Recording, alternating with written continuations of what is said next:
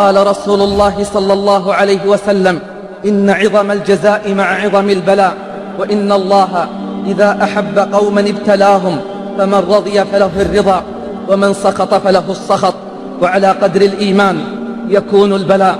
ومن علامات حب الله أن يتوفاه على عمل صالح، فالإنسان عباد الله لا يدري بما يختم له عند الموت، فعليه أن يسأل الله دائما حسن الختام. قال رسول الله صلى الله عليه وسلم: إذا أحب الله عبدا عسله. فقيل: وما عسله يا رسول الله؟ قال: يوفق له عملا صالحا بين يدي أجله حتى يرضي عنه جيرانه، أو قال من حوله. اعلم رعاك الله أن الإنسان يموت على ما عاش عليه ويحشر على ما مات عليه، ولا يظلم ربك أحدا. أما حب العبد لله فادعاء يدعيه كثير من خلق الله، ولما كثر المدعون طلب الله منهم الدليل والبينة. اعلم رعاك الله أن محبة الله دعوى يدعيها كل أحد، فما أسهل الدعوى وما أعز المعنى. فلا ينبغي أن يغتر الإنسان بتلبيس الشيطان وخداع النفس إذا ادعت محبة الله تعالى ما لم يمتحنها بالعلامات ويطالبها بالبراهين. فالمحبة شجرة طيبة أصلها ثابت وفرعها في السماء، وثمارها تظهر في القلب واللسان والجوارح. فمن علامات حب العبد لله أن يحب الخلوة ويأنس بمناجاة الله وتلاوة كتابه.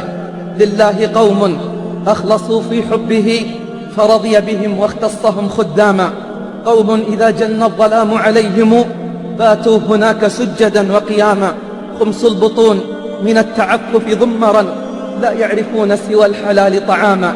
أوحى الله إلى بعض عباده: إن لي عبادا من عبادي يحبوني وأحبهم، وأشتاق إليهم ويشتاقون إلي، ويذكروني وأذكرهم، فإذا حذوت طريقهم أحببتك، وإن عدلت عنهم مقتك.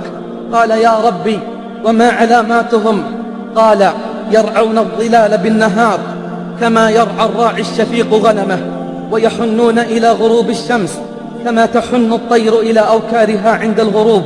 فإذا جن الليل واختلط الظلام وفرشت الفرش وخلا كل حبيب بحبيبه، نصبوا أقدامهم وافترشوا وجوههم وناجوني بكلامي وتملقوني بإنعامي. فبين صارخ وباكي، وبين متأوه وشاكي، وبين قائم وقاعد، وبين راكع وساجد، بعيني ما يتحملون من أجلي، وبسمعي ما يشكون من حبي. فهنيئا لهم أن الله يحبهم.